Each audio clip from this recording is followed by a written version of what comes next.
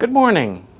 My name is Dr. Phil Brotman, and I'll be speaking with you today about emergency medicine, and for Part 2, CK for USMLE.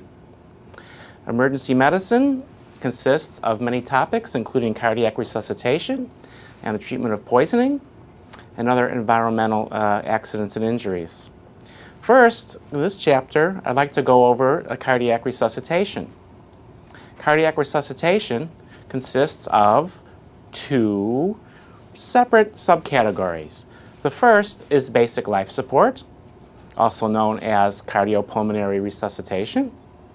And the second is advanced cardiac life support with the treatment of various arrhythmias. In emergency medicine, there is a central dogma, a central mantra, if you will. And we all know what that is. It's airway, breathing, circulation.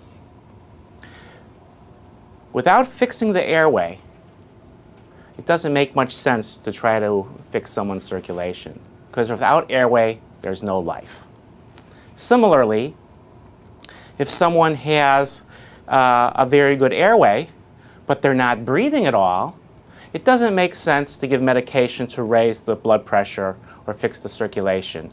Breathing's the next most important step. And then finally, circulation.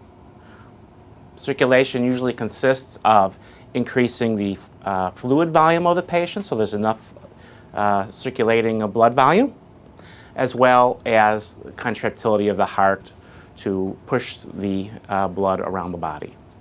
Okay? So the central dogma, airway, breathing, circulation, works most of the time in emergency medicine. And in fact, you should be thinking about this in every patient you see. Okay? We're going to see that there's a few little exceptions to this central rule. All rules are made to be broken.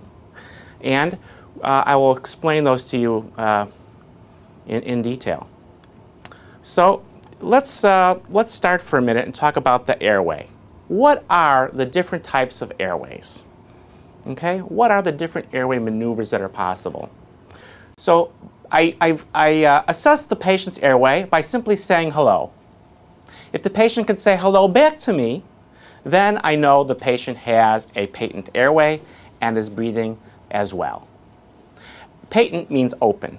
Okay? Patients with a non-open airway, a completely blocked airway, may present with the universal choking sign. They will be trying to speak, but they will not be making any sound because there's no air moving through the vocal cords, right? This is a person that needs obvious intervention right away, not an X-ray. The next best thing to do if you're on the street or the ER or the hospital would be Heimlich maneuver, followed by laying the patient down and removing the foreign body by techniques we'll discuss. If there's any question about the airway being a problem, the first technique to consider is the head tilt chin lift method. So if you come across someone that's unconscious and their airway is poor, meaning there's no air moving, or perhaps they have snoring respiration. Snoring means a partially occluded airway. The technique is to simply put one hand under the back of the neck, tilt the head back, and lift the chin forward. That's called the head tilt chin lift method, and that may open the airway. This technique would be contraindicated if you suspect a cervical spine fracture, wouldn't it? You don't want to open someone's airway but make them paraplegic, quadriplegic for the rest of their life. So if there's any suspicion that there's trauma involved, any suspicion at all, or any injury above the clavicle, it's best to use the jaw thrust maneuver to open the airway. The jaw thrust maneuver, I don't need to extend or flex the neck at all. I simply put my fingers behind the jaw and push forward, anterior, and that will open the airway. The snoring would go away if the patient was snoring, or the patient would be able to then have an open airway and start to breathe. You notice that these first two maneuvers, the only tools you need are your hands. That's because opening the airway is so critically important that you use these techniques first, and then after that we go and get our plastic tubes to keep the airway open. Okay? Of course, the next thing to do is to evaluate the patient and see if there's anything in the mouth or throat that's blocking the flow of air. Vomitus, dentures, blood are all common findings. For this, you would use suction or McGill forceps as needed to remove the foreign matter from the mouth and throat. Okay? There are two types of airway adjuncts short of intubation. They are the oral airway and the nasopharyngeal airway. The oral airway goes in the mouth, and this is what you commonly see the anesthesiologist use in the operating room. This keeps the tongue from falling back and closing off the airway. Okay? The main thing to remember with the oral airway is that it is never for awake patients. It is never for patients who have a gag reflex. They would be awake, right? If you do that, the patients are going to gag and vomit and aspirate and not do well. So this is best used with general anesthesia. It is best used in patients who you've thoroughly examined and you know that they have no gag reflex and they're not likely to have a gag reflex soon. The second type of airway adjunct, short of intubation, is the nasopharyngeal airway. The nasopharyngeal airway is placed through the nose, goes through the back of the throat, and holds the airway open. The nasopharyngeal airway can be used in patients under general anesthesia as well as patients that are awake. So this is for asleep and awake patients. It can be used in patients that have a gag, that are just have kind of snoring respirations. Okay? What do you think the contraindications to a nasopharyngeal airway is? Well, the main problem with this is it can cause epistaxis. It can cause bleeding. So you have to lubricate up the tube with some lubricant and gently place it. Okay? So if I had a patient who had a very high INR, or had a was on Coumadin, I would be very reticent to use this device because I don't want to start bleeding from the nose. Okay. The ultimate form of airway, which we're all thinking about, I know you've been thinking about it, is the endotracheal intubation. This is the definitive airway, the most secure airway. And this is the plastic tube that's placed usually through the mouth. You can place it through the nose as well. And then the tip of the endotracheal tube ends up below the vocal cords in the trachea. And the advantage of this is that there is a little balloon which you inflate inside the trachea. And this helps prevent any aspiration down around the outside of the tube into the lungs. Right? Okay. Of course, endotracheal intubation comes with some costs. You have to give the patient should not be awake during this procedure, and you'll need to sedate and essentially do anesthesia on a patient to put the endotracheal tube. And of course, in the emergency setting, our patients are unknown if they have a full stomach or not, and you have to be very careful not to induce vomiting and aspiration. Okay. So, in other words, if you come across someone not breathing, your first step is not endotracheal intubation. If they ask you the question, patient needs an airway, what's your first step? Your answer is head, tilt, chin lift, or jaw thrust. Okay? When then the airway's open, you're happy, then you go ahead and you can either put an oral pharyngeal airway, a nasopharyngeal airway, or you could do endotracheal intubation. Okay?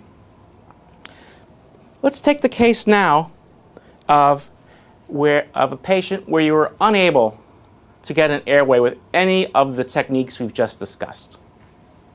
Okay? No matter what you do, you can't get the airway open. There's some tumor, there's laryngeal edema from anaphylaxis, there's a piece of hot dog in the throat you can't get out. For whatever reason, you can't open the airway. You know, you got to fix this now. The patient's only got a couple minutes left. You know, after 4 minutes, there's brain damage, right? Okay. So that's when you do the cricothyrotomy. Cricothyrotomy involves taking a scalpel, or there is a needle technique, and puncturing the cricothyroid membrane. Did you feel it there? Put your finger up on your neck. Feel where the Adam's apple is? That's the thyroid cartilage. Move down, and you feel that little notch there. That's the cricothyroid membrane. So the good thing about step 2 is you don't have to show the board that you have the psychomotor skills to do this. You just have to know when it's indicated. And it's indicated when you can't get any other airway. All right? Now, when is cricothyroidotomy relatively contraindicated? And you'll read, and it's correct in children. Okay, some people use the cutoff of age 12. I think it's really the size of the patient that matters. You could have some very big 12-year-olds, and then you wouldn't hesitate. Okay? Okay, so in small people, in pediatrics, this technique doesn't work and is contraindicated. So you're going to ask me, what do you do if you have a child and you can't get an airway? And in that particular patient, you do needle jet ventilation. And basically there, you just take a 12-gauge angiocath and stick it through the cricothyroid membrane, remove the needle, and then attached to that end of that angiocath, you can put the end of number 3 endotracheal tube adapter, and then you can ventilate the patient through that. That's a little extra information. They're not going to ask you a test question about the size of the angiocath in pediatrics, but I thought I should explain to you what you do for kids. Okay? Okay, so there you have the airway. You'll notice that in the discussion of the airway, I did not once talk about an AMBU bag, or a ventilator machine. Those devices are for the next step of breathing. Okay? All right, so let's take a case, and maybe it'll bring it more to light. Let's say you are working in the emergency room, the question says, and you should know that if you're in the emergency room setting, you are responsible for the actions of the paramedics, the firemen who are out in the field. And you are in radio communication with them to tell them what to do. And, you know, if the radio breaks, they have protocols to follow. But generally, you're responsible for telling them what to do. Okay. They have on their ambulance pretty much the same equipment that you have in your emergency room, in your hospital. Okay? So let's say you have an 18-year-old male that they call you, and they found this person unconscious on the street with a needle in his arm. All right? They give you the respiratory rate is 8 and shallow and snoring. Remember, snoring means partial airway obstruction. Okay? Patient is cyanotic, he's blue. Blood pressure is low, 80/60. Heart rate is 50 and falling. Ooh. Okay? What do you tell the paramedics to do first? Okay? Okay? So, you know, we all know what the diagnosis is. This guy's got what? He's injecting heroin. It's a narcotic overdose. I know that the way to wake him up, the most efficacious treatment, is to give him Narcan and he'll wake up. But you know what? It's going to take a few minutes to start the IV, draw up the Narcan with the syringe. And if I wait that long to give the Narcan, by that time he's going to have no pulse, no breathing at all. So I need to do the airway first. So the answer is not number A, start IV and give Narcan. That's not the first thing. Giving oxygen, well, that's fine, but if the oxygen's not getting into the lungs, that's not going to help you, so we'll do that a little bit later.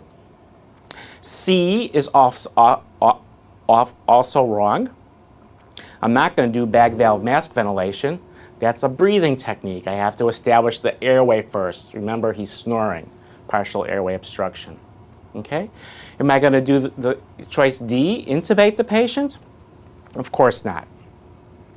I don't do that first in airway management. I'm going to do a jaw thrust or a head tilt chin lift, right?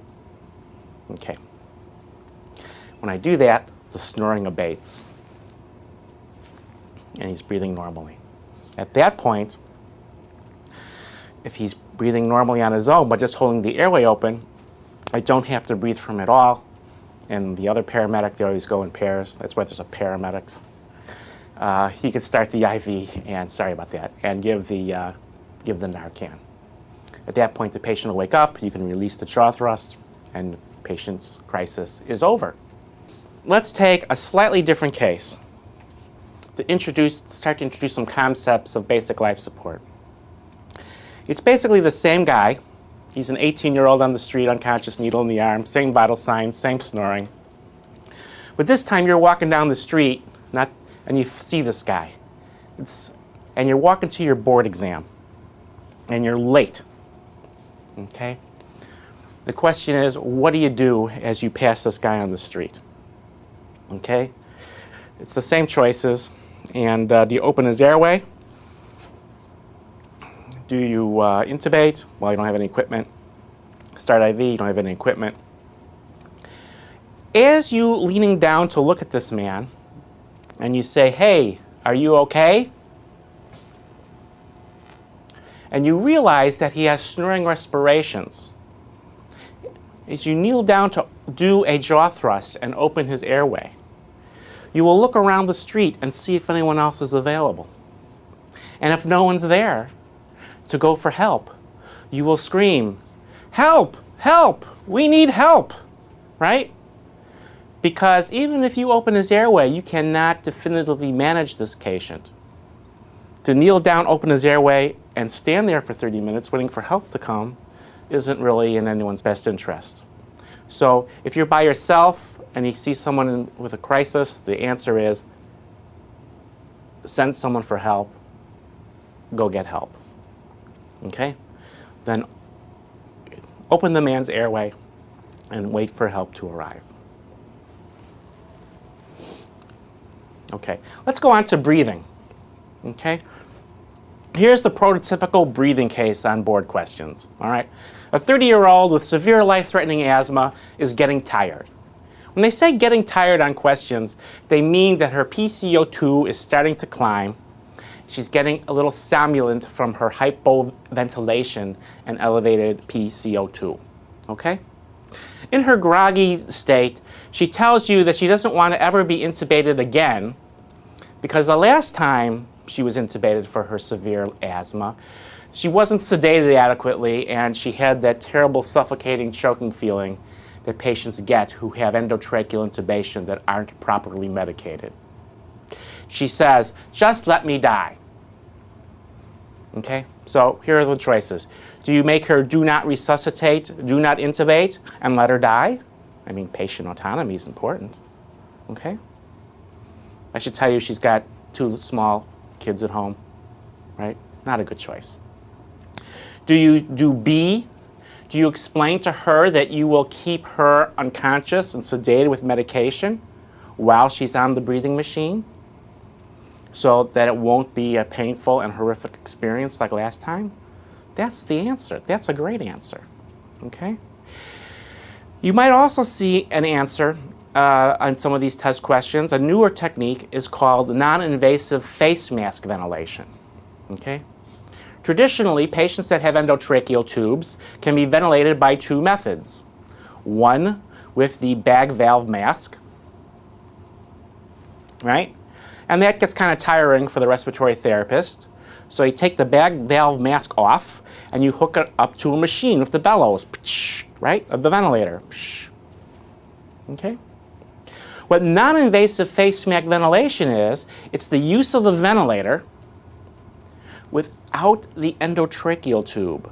So in other words, there's a tight-fitting mask on the face of the patient, like a jet fighter pilot, hooked up to the ventilator, pushing the good air in, so to speak.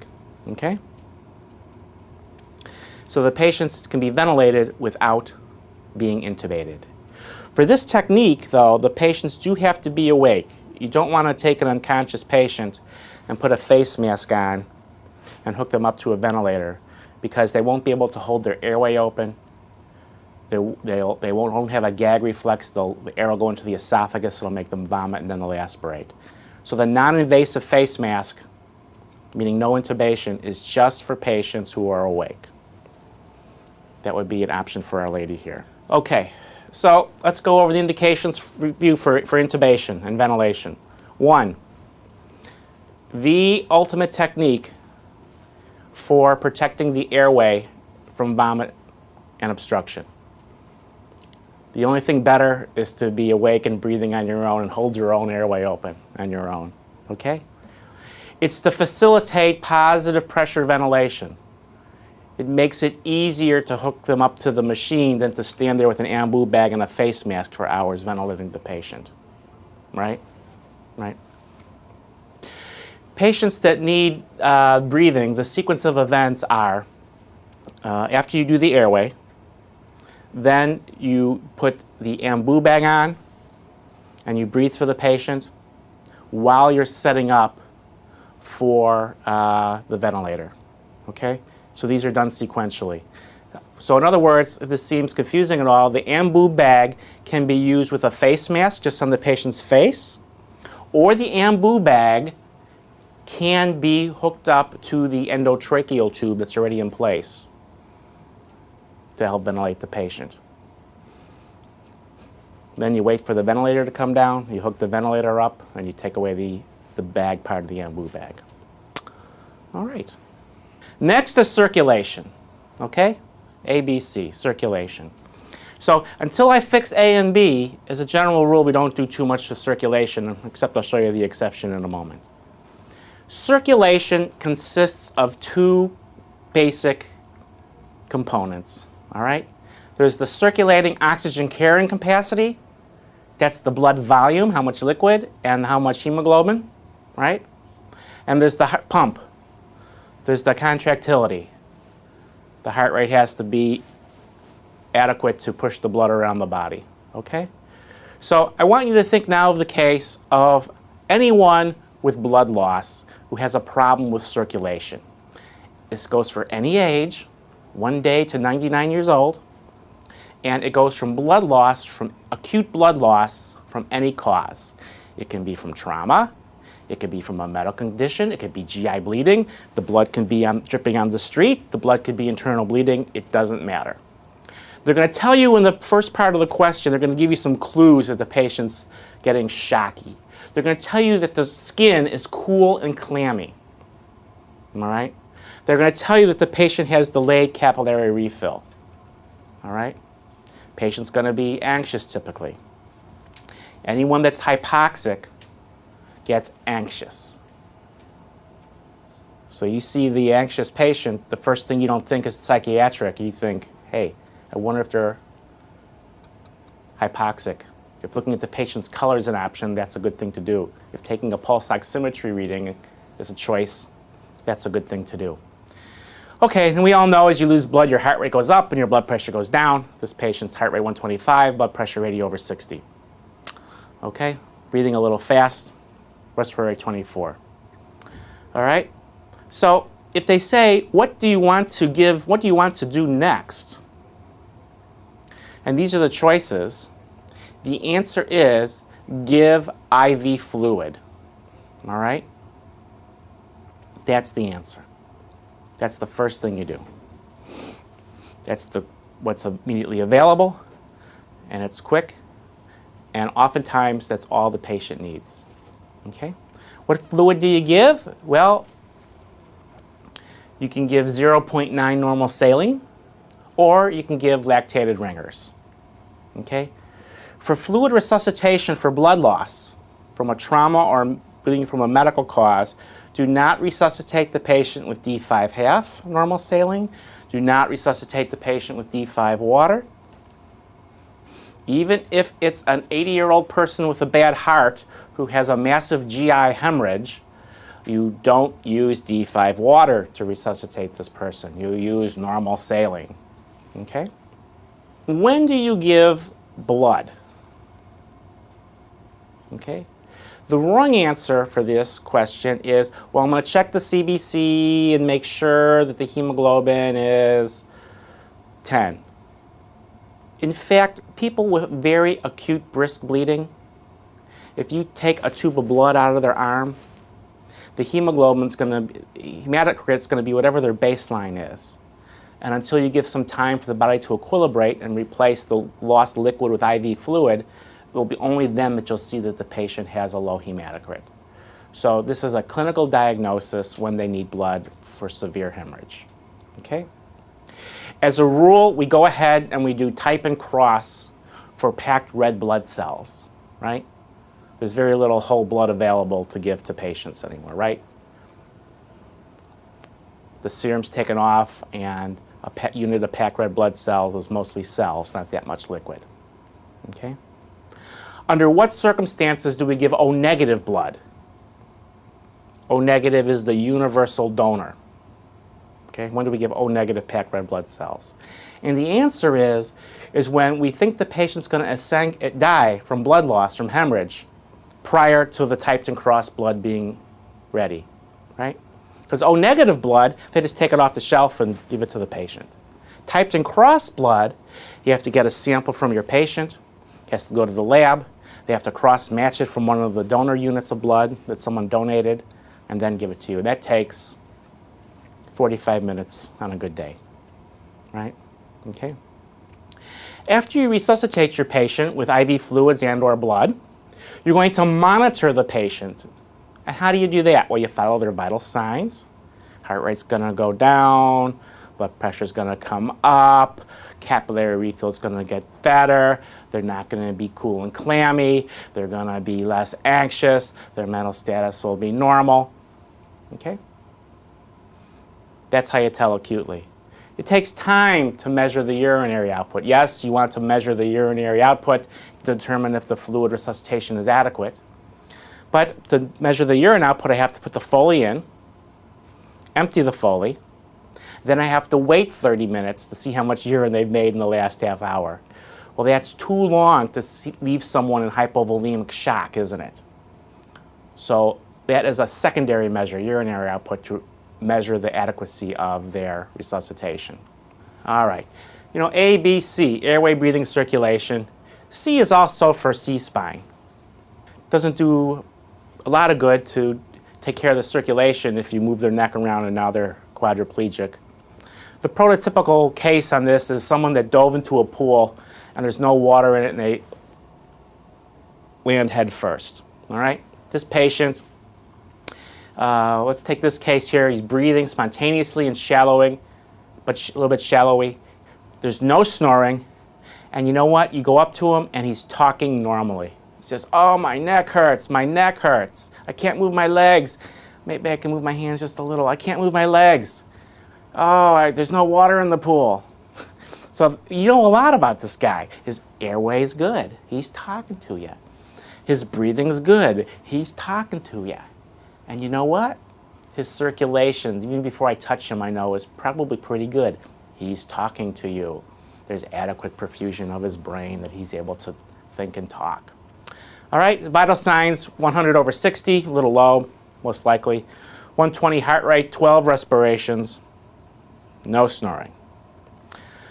So in this particular guy, what were we all worried about? Could he have a little subdural hematoma which is expanding? Sure. Could he have other associated injuries such as a broken bone or perhaps some thoracoabdominal trauma? Absolutely. But the main thing we're all suspicious of is that he got a cervical spine injury with an injury to his spinal cord, right? Okay. But before we even get to that, we're going to review his airways. What do we need for his airway? Do we need to do intubation because he might lose his airway later? Should we place an oropharyngeal airway? The answer is no, because he's awake. Do we turn the patient on his side to prevent aspiration? The answer is no. We're worried about his neck. Okay? Do we place a nasopharyngeal airway in an awake patient? You know, the first response to nasopharyngeal airway in an awake patient is patients do this. So we don't want this guy turning his head, right? Okay? His airway's fine. He's breathing. He's not snoring. He's talking to you. The answer is E, do nothing. If it changes, if he starts to get sleepy and somnolent and snore, well, then I could do the jaw thrust and consider other airway techniques. What about his breathing? Here are the choices. Do nothing, give oxygen, put the face mask on and do ambu bag.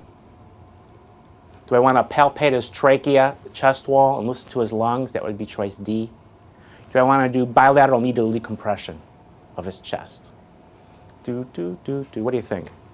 All right, well, you know, A, if I do A, I don't assess to look for any other associated injuries, so that's not the right choice. Giving oxygen, that's not an unreasonable thing to do, but there's a better choice first on this list. C, he doesn't need any help breathing. The bag valve mask is for breathing, so I'm not going to do that. E is also wrong because he doesn't have a pneumothorax. Okay? But how would I look for a pneumothorax clinically? I would palpate the trachea. I would palpate the chest wall. I'd feel for crepitus when he breathes, and I'd auscultate the lungs. So that's the right answer here. That's what I'm going to do next for his breathing. He's breathing okay. I really don't need to do any maneuvers, but I'm going to assess for any other types of injuries that will affect his respiratory mechanics. Okay? If I found that his trachea was pushed to the side, to the left, let's say, and he had no breath sounds on the right, and he was turning blue and cyanotic, and his blood pressure was dropping in front of me, well, then I would know he would have a tension pneumothorax on the right from his injury, and that's when I would do the needle decompression of the chest. All right, what do you want to do about this man's with a broken neck circulation? Okay, what's the first thing? Do you want to give some IV fluid? You know, spinal shock, increased capacitance of the venous blood vessels, all that. Okay? What's the most important next thing to do? His blood pressure is stable for the moment. So the next thing I would do is stabilize his neck. Okay? So the answer is A. Stabilize the neck first. Then you can give a little bit of IV fluid. Once he gets to the hospital, the question for the broken neck case might read something like, these are the choices. What do you want to do next? And then they're going to take you through your question and ask, what do you want to do after that, and after that, and after that? So here are the choices. Do you want to give IV Solu-Medrol? The answer is yes, eventually. It's not the very, very, very, very, very, very, very first step. Solu-Medrol or corticosteroids are good for spinal trauma. They are not for brain trauma. Yeah, I know, it's confusing. They're both central nervous system, but steroids work for spinal cord trauma. For cord trauma, they do not work and are contraindicated for brain. Okay? All right. So we're going to give steroids to this guy, but there's a better choice what to do first here. B, maintain proper neck alignment. Yeah, that's what I want to do, right? I want to give him a collar to wear so he can't turn his neck with respect to his shoulders. I want to put him on a backboard, piece of plywood essentially. I want to put sandbags on the side of his head. I could tape his forehead to the board. I could tape his hips to the board. That way, if he gets nauseous and vomits, all I have to do is pick up the board, and the whole patient will move like that, and his neck won't move relative to the rest of his body, but I could still turn him on his side, so when he vomits, he won't aspirate. Okay. Do I want to do a neuro exam? Sure. Call the neurosurgeon? Sure. Order x-rays, CAT scans of the neck and head? Sure. Okay. So the first thing on this is going to be to maintain proper alignment. All right? Okay. Then you're going to, in any order, particularly, you can give the Solu-Medrol next. You're going to order the x-ray. You're going to do a thorough physical exam.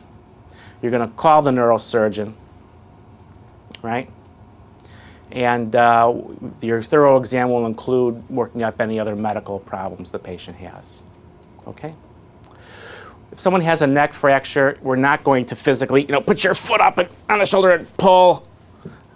and try to reduce the fracture yourself. If it's a fracture dislocation of the spine, that's the job of the neurosurgeon. It's out of the scope of step 2. If you recognize the word Gardner-Wells tongs, choice F here, that's the technique why they slowly distract the bones of the neck and get them back in good alignment if these are vertebral bodies. Gardner-Wells tongs are those metal screws that go into the side of the head, and then they put a metal halo on, and from the back of the halo they hang weights on traction and slowly distracts the neck back into place. So here's the rundown, the way it would really go to treat this patient with the broken neck. He gets to the emergency room, you do A, B, C. You mobilize his neck, you make sure and reassess that airway, breathing are intact. He gets IV fluid, he gets oxygen, he gets pulse oximetry, he gets cardiac monitor, right? You send off your blood tests, you send off your x-rays, you send off your requests for the steroids. Don't forget to give the patient pain medicine, right? And you get the neurosurgeon off the golf course. Let's talk now about basic life support, BLS, CPR, cardiopulmonary resuscitation. How and when do you initiate all of that? All right? The case is a man is found kind of slumped over a little bit in his chair at the symphony. His eyes are closed. Does he need basic life support? All right? You only need basic life support if you're dead. This guy could just be sleeping. It might be a dull show, right? Maybe he's breathing and has a pulse, but maybe he's just unconscious. Maybe he's postictal. Maybe he has hypoglycemia and is unconscious from that. All right? So the first thing we do when we see someone who looks like they might be sick, the most important thing you need to remember is you need to go check out the scene. You need to go be a good Samaritan. You need to be caring and go look at the patient, right? So you go over to him, and what do? Do I start by doing chest compressions? No. You say, hello, and give him a gentle shake, right? All the CPR dowels where you learn how to do CPR, they're called anti-dowels. So if you take a formal CPR class, which you don't need to pass Step 2 CS, I'm giving you the information you need right here. We used to train you and go, Annie, are you okay? And shake the pretend Annie dowel. So if you do take the class, it's kind of fun because when you actually come upon a real dead person on the street that needs CPR, you find yourself reverting back to your training, and you go up to the person, even if it's a man, shake them, Annie, are you okay? All right, so in other words, you have to establish that they're unresponsive. Hello, sir? Anything like that. Maybe they just wake up and they'll go, oh, yeah, boring show tonight. All right? After you do that, and you find that they're unresponsive, I know that we all want to do the airway. We want to do the airway. We want so badly to do the airway. But for basic life support, there is a step before the airway, and that step is get help, right? Try this out. Repeat after me. Help! Call 911. I can't hear you, right? You need help. Because if this man is really dead, the most common arrest rhythm we'll discuss is ventricular fibrillation. If I just slow down there and I open his airway, he's still in ventricular fibrillation. And if I'm there by myself in this room with this dead person with the open airway, he's not going to get better until I get help, right? If you're in a public place, I suggest you scream, help, call 911, get the AED. AED stands for Automatic External Defibrillator. These are the devices you see in the airports, and basically what they are is they have two big sticky pads. Like one goes on the chest, one goes on the back, and you press the start button, and it automatically analyzes the patient's heart rhythm and defibrillates if the patient needs it. All the applicator, all the person needs to do to initiate this is hit the start button. The machine does the rest. Okay? So I know it's counterintuitive to get help first, but why is it so important? Well, it's important because if the patient isn't returned to a perfusable rhythm soon, they're going to be permanently dead. The most common arrest rhythm, that means patients with no pulse, or cardiac arrest, no pulse, no breathing. The most common arrest rhythm is ventricular fibrillation. And the mortality rate is approximately 10% per minute. So if you open the airway and even do CPR, and you are not getting any help, no one's bringing a defibrillator, you can hold the airway open for 10 minutes, and then essentially there is zero chance of this patient ever recovering. Okay? Okay? So here we have an exception to the ABC rule. We should really say it's get help, ABC. So here we have a complete review of the airway issues, right? This should be review now. This man's there. I've called for help. I've laid him down, got him off the chair. He's unresponsive, all right? And I don't see any breathing. I've looked, listen, and feel. What you can do is you can put your ear over his nose and mouth, and if he's breathing, you'll hear the breath. You'll feel the breath on the side of your face, and I'm looking down his chest to see if the chest is expanding. And this guy, nothing's going on. So if that's the case, I'm going to start my airway maneuvers, and if I'm in the opera house, all I got with me are my hands, and even if I was in the ER, in the clinic, the first maneuver is a head tilt chin lift or a jaw thrust. Okay? Once help comes, when I get suction, I can do suction. Once I get my other equipment, then later on in the resuscitation, I could do the oral pharyngeal, the nasal pharyngeal airway, intubation if needed. Okay, cricothyrotomy if all else fails. Now, BLS, basic life support, consists of, after activating the emergency medical system, that's calling 911, calling for the paramedics. I see that they're not breathing. I do the 2 rescue breaths. Keep their airway open, pinch their nose, give the 2 breaths. The chest should rise, the air should go down and back out. Then the next step is to do what? Check the pulse. All right. How long should you check the pulse for? The answer is not very long. All right? Seconds. A few seconds. If there's no pulse, then I'm going to begin chest compressions. If there is a pulse and the patient's not breathing, which can happen for a little while anyway, in that case, I will continue to give the rescue breaths every few seconds, 10 a minute. Okay? But they would not need any chest compressions because they have a pulse. Okay? If there's no pulse, I'm going to start chest compressions. And, you know, when you're in the situation, it's a little bit of a stressful situation.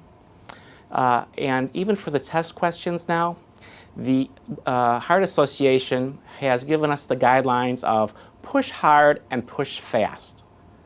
That's the answer. That's the answer. Push hard and push fast.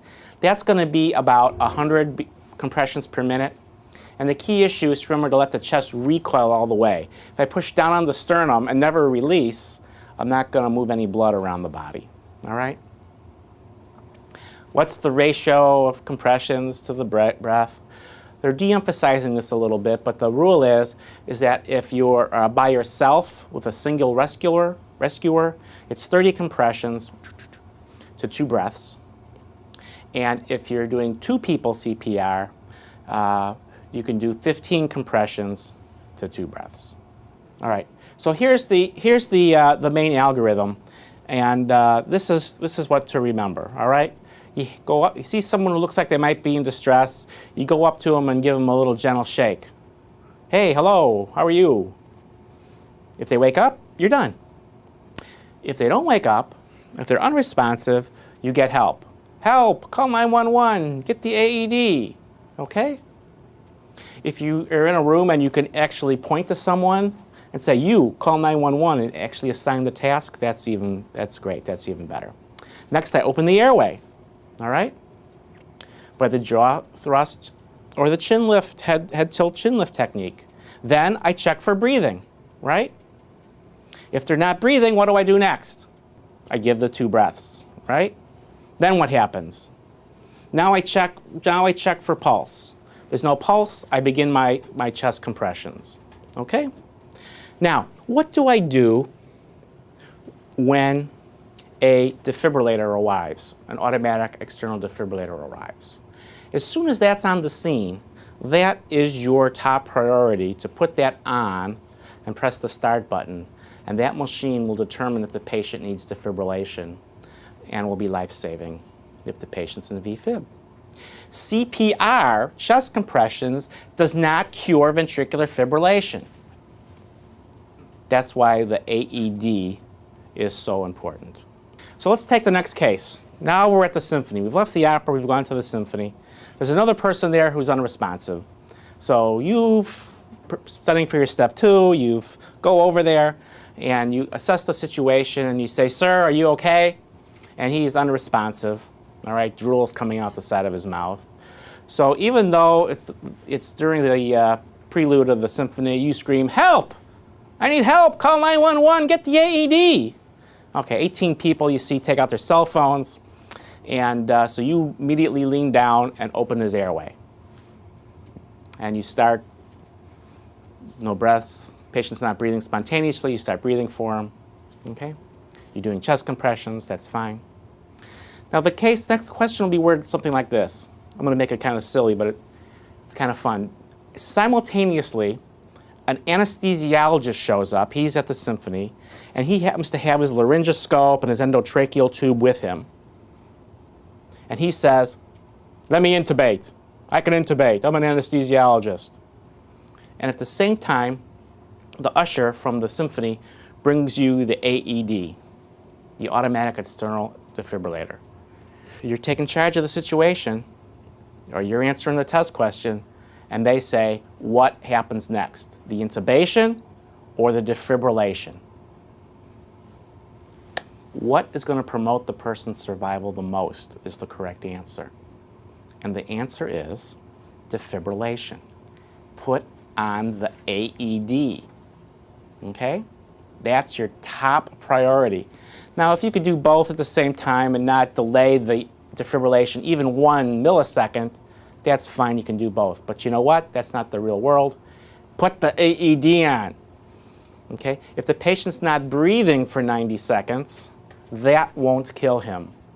If you delay defibrillation by 90 seconds, you decreased his chance of survival by 15%.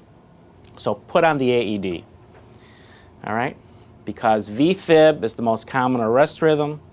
The CPR is not going to cure VFib. Putting an airway is not going to cure VFib. You need electricity. That means shock. I'm going to use the word electricity and shock interchangeably. You need electricity or a shock to survive. Now what's going to happen if this man went into cardiac arrest right before you shook him is the AED will be placed. It'll recognize the VFib. It'll shock the patient. The patient will begin to have a pulse and will start breathing spontaneously. And the patient will wake up and even be groggy by the time the paramedics get there, and he might not ever be intubated. So here is a situation now where I'm doing C. I'm doing defibrillation, which is part of getting your circulation going, getting your heart restarted before I'm doing the airway. This is one exception to the ABC rule, the most important one. That is the end of basic life support.